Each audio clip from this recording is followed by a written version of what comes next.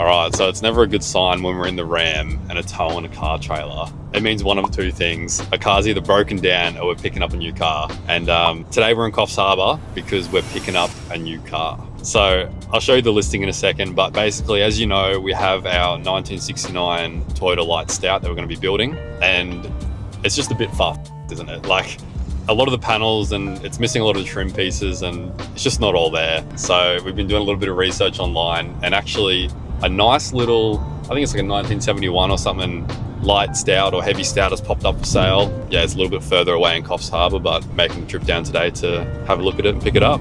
We've been looking for a little bit for we'll call it a donor car, because we're missing a couple things, like our grill's cut, so we want a fresh grill rather than trying to have to like fix it. We need headlight shrouds and preferably like glass headlights, some really nice ones. Just a lot of spare glass parts, panels, just to make the whole process easier. And when we go and one day hopefully wheel this car pretty hard and break something, we've got spare stuff to fix it, because these cars are getting a lot harder to find. You can still find full like condition ones that are in really good shape, but it almost feels wrong to pull them apart and use them as a parts car. And they're very expensive. And yeah, for what we were looking for, they're a bit out of our budget. So we've been looking for something that doesn't have a motor but has all the bits, and we think we found one that we like. Hopefully. Is that a big banana? Oh, it's a big banana! Holy shit! It's pretty big. We're about 6 minutes away now, and this is the stout that we're looking at. So it's a 1973. As you can see, it's got a little bit of rust in places, but you know, for what it is, it's really not all that bad.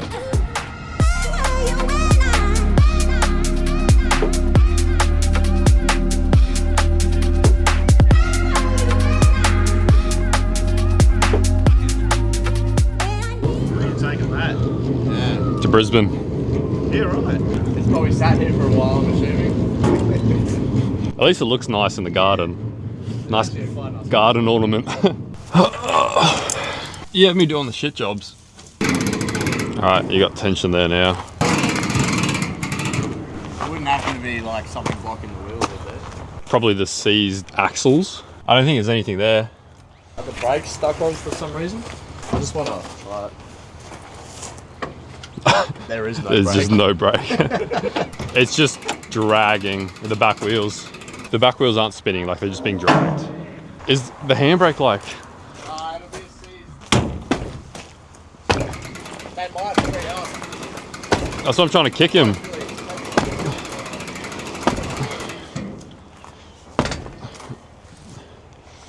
Two, one.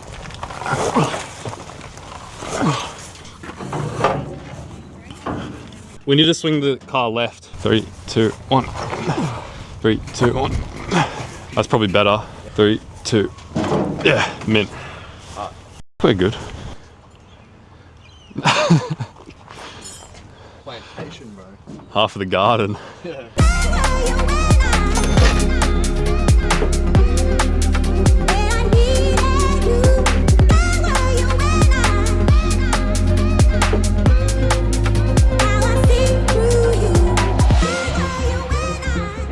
We've made a terrible grab mistake coming into the toy section. Boy, should we get a magnet for the shed? That is a shout. We should get a magnet for the shed. We're going to start collecting some patches and some magnets, I reckon.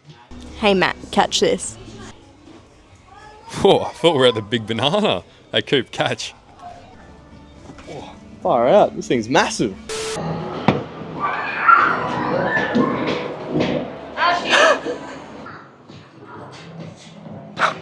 Big cream guy, this guy.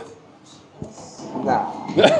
All right, so as you saw, we picked up the stout and then we hit up the big banana, because while you're in Coffs, you got to hit up the big banana. And yeah, they got good food there. So if you're ever in Coffs, check it out. It's literally just a big banana. We've decided to take a detour through Warwick to pick up my bonnet for my 80 series, because it's currently there. When we pulled the motor out of the 80 series for the M57 conversion, we couldn't take everything back home. So the bonnet had to stay. So we figured while we're out and about, we may as well go and grab it. And yeah, we're driving through the sticks right now.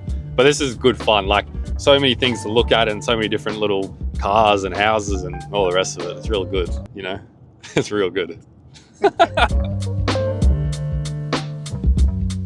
Well, how's that? Looks awesome. We've just pulled up to a place called Heffron's Lookout on the way to Warwick, and there's not much of a lookout. It's pretty covered by trees and whatnot, as you can see. Yeah, but honestly, this is my first time driving the Ram, especially towing something, and it goes unreal. I know this is a light car, it doesn't have a motor or a gearbox or anything in it, but you cannot even tell that there is something behind it. There's a trailer behind it, car behind it, nothing. So yeah, don't buy a 79 and do it up and spend 100 grand to do it up. Spend like 200 grand and get a sick Ram. Those are my wise words for the day. I've been thinking about your love tonight. Two hearts gonna make our worlds collide, baby. I just wanna be the one to treat you right. Two-step in me, baby, slide, slide. I've been thinking about your love tonight. I just wanna be the one. Yeah, this is sick. It's actually really clean too. Yeah, I see what you mean. This is the only broken bit, but dude, it's got all matching rims. They're the same rims we have. Got two Dude, sets. these are the exact same Stout. It's already got lock and hubs on it too. Oh, this actually is a good buy. The happy face, eh? I don't know why I'm so keen. I've been thinking about your love tonight. Two hearts gonna make our worlds collide, baby. I just wanna be the one to treat you right. Two-step in me, baby, slide, slide. What's going on in here, Coop? Never been on the beach. Never been on the beach.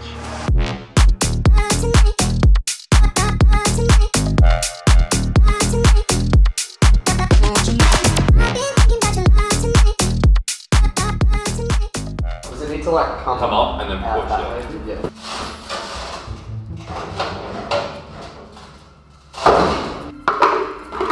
We're just gonna get the winch and the cruiser and just. I wonder if we can move it forward.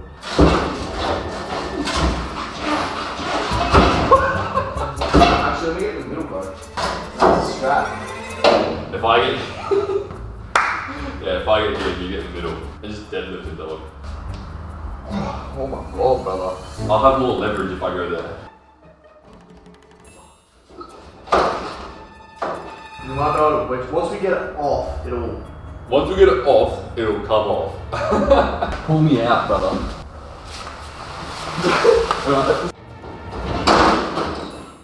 Holy shit, dude. It just went, bro. Perfect, that's what we wanted to do.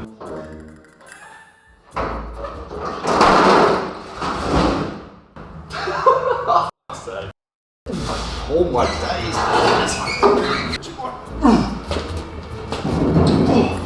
I just slipped it, that's all. I'm surprised we didn't smash the back windscreen, eh? Oh, we did. Did we? Nah, but we hit this. Or was that like that already? Probably like that. Bro. What about this bonnet just hitting the windscreen? Good thing about the panels being cooked in it already, it doesn't really matter.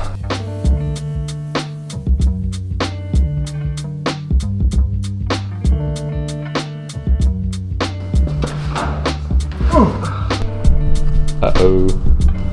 You need a hand or what? Yeah.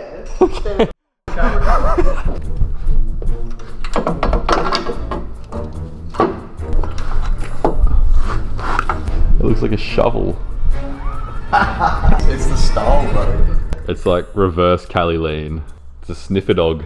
Cab swap done, That's hey? all, that's it. It's done. Done. This has been a job that's been like a year in the making.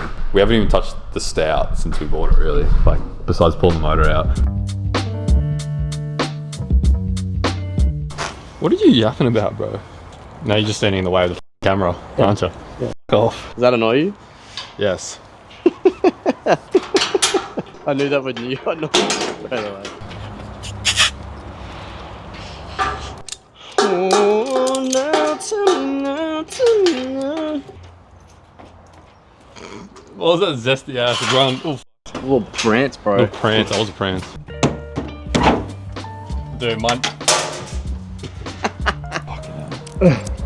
Hold on. You know, they just started. Like, if you want to Allen key them up, maybe. Oh.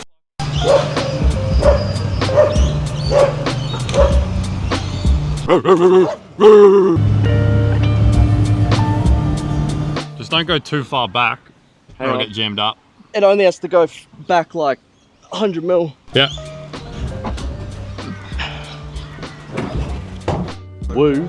Let me get out of the firing line.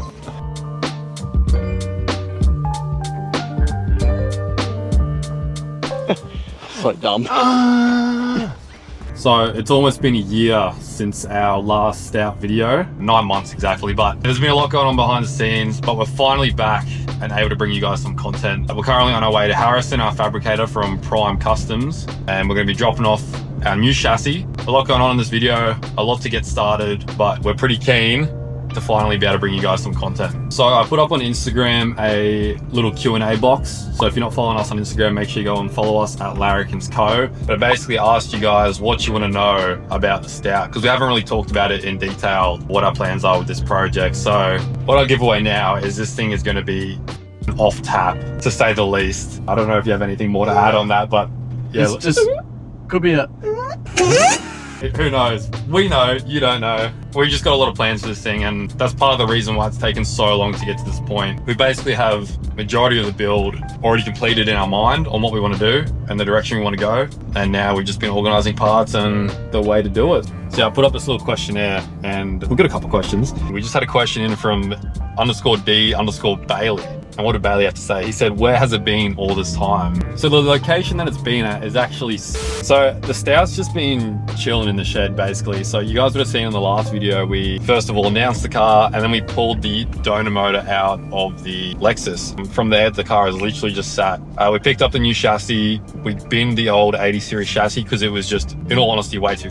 Like, it had been modified so much, there was no saving that chassis. In an engineer's eyes, the chassis is so far gone that we would have to spend like a minimum $6,000 to go do a swerve test. Basically, it came down to a cost thing, and while this car is going to be pretty expensive to build regardless, we can still save money in places that we don't need to be spending it. So, you know, we couldn't justify spending $6,000 on a swerve test on a chassis that's been chopped up and, you know, in all honesty, poorly welded together and poorly put back together. So that might not even pass. See, that's the thing. We can spend all this money and that might not actually pass. And if it doesn't pass, that's $6,000 in the bin and we'll have to go back to the drawing board, fix things, spend more money, and then we have to spend more money again to get it redone. So it just made more sense to just buy a new chassis. And we've gone with a 105 chassis because it's exactly the same as an 80 series. What do you guys want to know?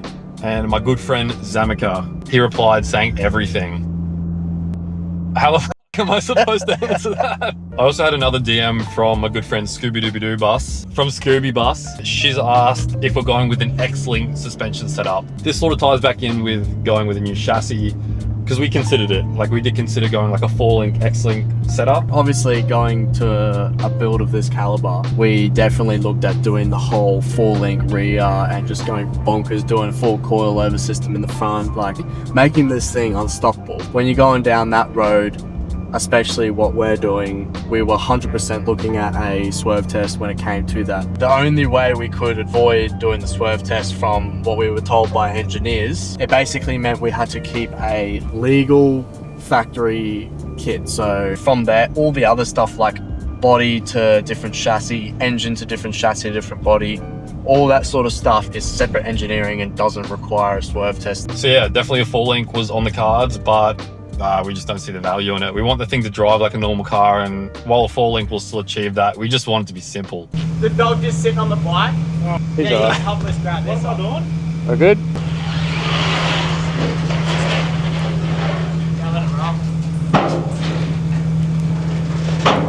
How about you like cradle me? Dude. Alrighty guys, we're joined here by Harrison from Prime Customs. We finally dropped off the chassis and this is where it's going to sit for a little while we get some work done to it. So I guess you guys have already met Harrison in one of the previous videos when we did the intercooler work on my M57 80 series, and he's taken on the big job of doing most of the fabrication here for the Stout. So I guess you can reintroduce yourself if you want, and also let's just chat a little bit about what we're doing to the chassis. My name's Harrison. I'm a business called Prime Customs. I specialize in building some cars like this and anything from an exhaust all the way through to one of these builds. So yeah, I'm pumped up. What are we gonna do? Strip the chassis, give it a full clean, cut those engine mounts off, cut those body mounts off, and yeah, put the motor in and see where we're sitting, and then we can start putting that body down. There's a lot of hours involved in a job like this, as you guys might be aware, and it's taken us almost a year to get to this point of just getting started. So it's not a quick process, but it's definitely going to be well worth the wait, and I think all of us were all very excited to get into this. So one of the questions we've been asked, which I guess we'll answer now, is what kind of build is this going to be? And it's a pretty broad question and it's kind of hard to find an answer for it straight away, but overall we want to make this thing fully street legal. That's the biggest goal with this build, but at the same time making it just absolutely off tap.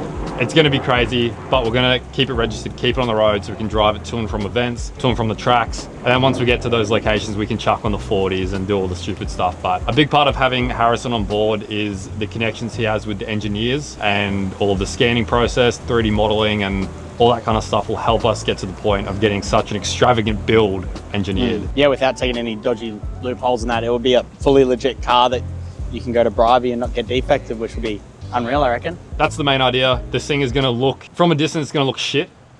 Up close, it's going to be a show car. That's all we're going to give away at this point. If that interests you, definitely stay tuned. I'm trying to think of another question that someone had for me. Anyone ask about your sexuality or anything? Oh, big strong Aussie boy. Dude, don't get in that video. I'll get too many ladies if we put that in the video. Maybe too many blokes as well.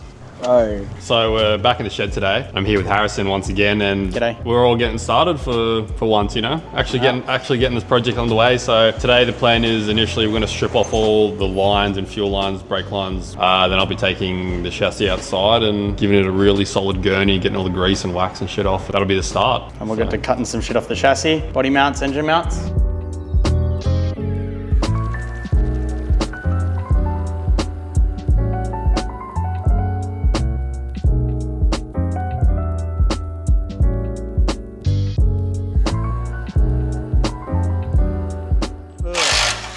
Oh, snap bolt. Classic, that's your specialty, that one. So we need to keep factory proportion valve. We actually need to keep these lines in as good a nick as possible. I think these lines will end up getting reused. These lines, this section, and then it will go braided down to the wheels. Yeah, I gotta get certified, mate. What the hell is in here? Hornet's nest, mate. See what I'm saying? Almost nearly kill myself doing this stuff. That is the pissiest tow bar That is ever. very light. That weighs nothing. So pulling apart all the chassis and pulling all the bolts out and shit, we've run into a couple problems. Harrison's run into a couple problems. Whoa. Just snapping bolts and all the rest of it, the joys, you know. We've got the MIG welder out and we're going to tack onto the bolt and see if we can get a little head to put on it and pull it out. This is the paper of not how you do the whole thing. I'm no welder, no fabricator, but it looks pretty on there to me. The heat sometimes helps that rust actually let go a bit.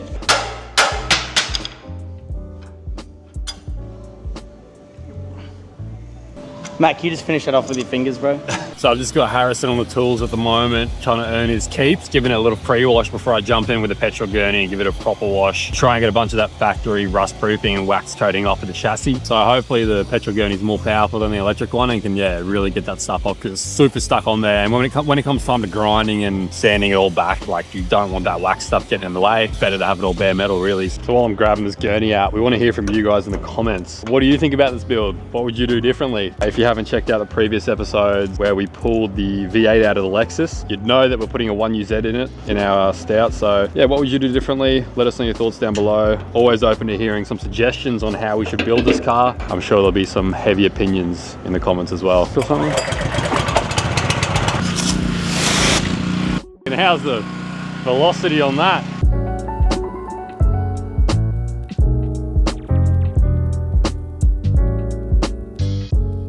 Yep.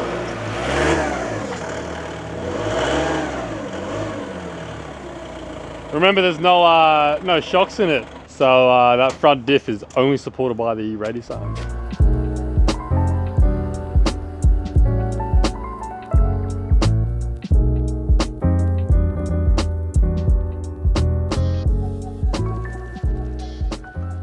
Back in the shed for another day, working on the Stout chassis. Today's gonna be an interesting one because we're gonna be chopping up the chassis. If you know, we had to get a new chassis because the last one was so modified and chopped up that our engineer basically said we can't use it. And today we're gonna be chopping it again, but in a way that we are able to engineer the chassis. I'm gonna pull off all the engine mounts, all the body mounts, just check over the chassis as well, make sure there is no damage on it. So once we start cutting some things apart and pulling off paint, see if there's any stress points, and hopefully there's nothing. That'd be awesome. I guess we'll find out. Yeah. It does look pretty clean. It's actually quite a clean chassis. I don't think it's actually done that much work. Like when we were cleaning out the chassis yesterday, there wasn't too much in it. So, I mean, hopefully it's been a road car most of its life and, you know, not done much corrugations and that, which means it'll be a nice strong chassis for a few years. So when it comes to doing the kind of conversion we're doing and putting a new cab onto another chassis, my understanding, and Harrison, correct me if I'm wrong, but my understanding is you are allowed to cut and modify the body mounts as long as the engineer is happy with how you've done it, and you have to be sort of like a certified fabricator to be able to do this kind of stuff. So pretty much the ruling is, from what I gather, and I'm not an engineer, the chassis rails themselves can't really be modified. Mounts, engine mounts, body mounts we can, but the two main chassis rails we can't really change at all. The ruling on being a fabricator, and I don't think you have to be qualified to do a lot of this, but you have to be good at welding. You know, the engineer is going to look at your welds and make sure that you've done everything correctly and there's heaps of penetration on the welds and stuff like that. So yeah, if you don't know what you're doing, just enlist someone, we're here, or find one of your mates that knows how to weld and use a grinder and you should be pretty sweet. Basically, the way that I cut something like this off a chassis is that, as you can see here, we've got the weld, and then this is our piece of metal that's been welded on. So I like cutting just before the bit of weld and getting quite close down to the chassis, but not. And then I'll basically grab a big hammer and just knock it off. It's really important when you're doing this to go really slow to make sure we don't hit that chassis. If you'll see, I'll kind of go around, cut it a little bit, give it some knocks with the hammer, get a chisel, see if I can get it to pop. If not, we'll just, you know, do a couple more passes with the grinder nice and lightly. Basically creating a guideline, hey? 100%. Like yeah. you're not even penetrating that much, you're just creating more of a guideline around the entire... Yeah, and if this comes out well, we should be able to knock this off and there'll be no marks in the chassis. There'll just be a couple little welds which we can sand back.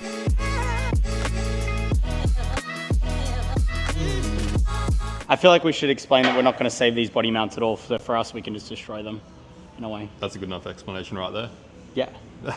Also, I think we're going to run 200 series body mounts. I think. So yeah, these all get replaced. Got a bit of movement. So we're starting to get a crack, and we'll just start like assessing. So it's cracking here, which is good. We've got cracking down there, so that's really good. So we pretty much just need to cut the bottom side more, and maybe like a dash across the top, and it'll probably be like one little hammer hit, and it'll all pop off.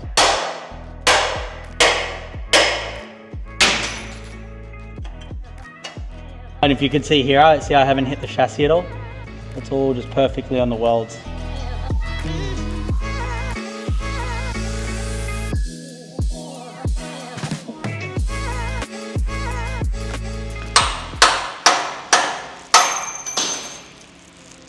I just snapped my chisel. What brand's that? Not a good one, clearly. Clearly not King Crush. No, I don't know what it is.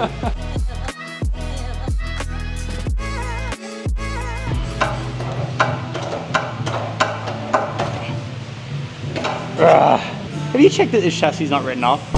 It's not written off. You done a PPSR check? Yep. Have you? Yeah, I have. I actually have. All right, sweet. Your face didn't look that convincing. Pretty convincing. This clean chassis, okay?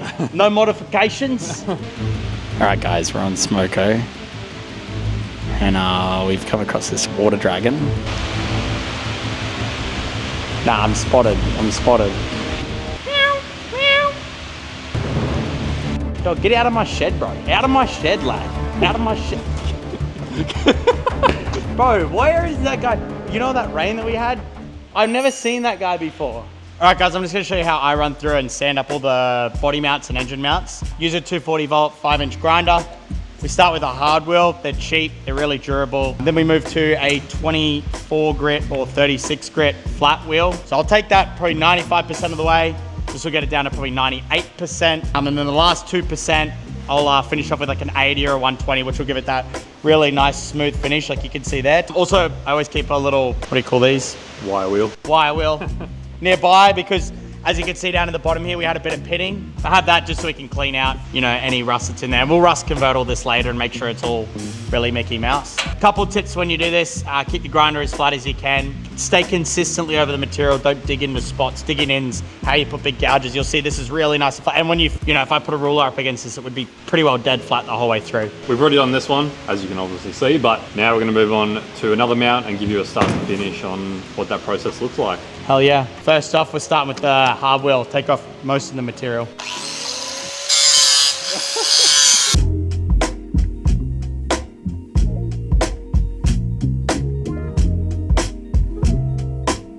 Next, loading up the 24 grit or 36, whatever it is. It's pretty bloody coarse. So you can see I've taken it down most of the way. Yeah, it's a bit hard actually. The paint here is really, really thick, like probably over 1 millimeter. You'll see me keep this really, really flat, and that's super important. Consistent movements and flat.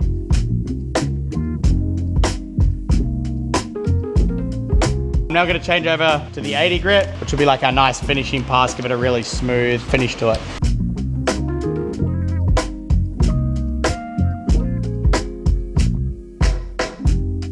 Lastly, we're gonna go to our wire wheel, take off any scale that might be on there and some stuff like that. I just wanna check over everything.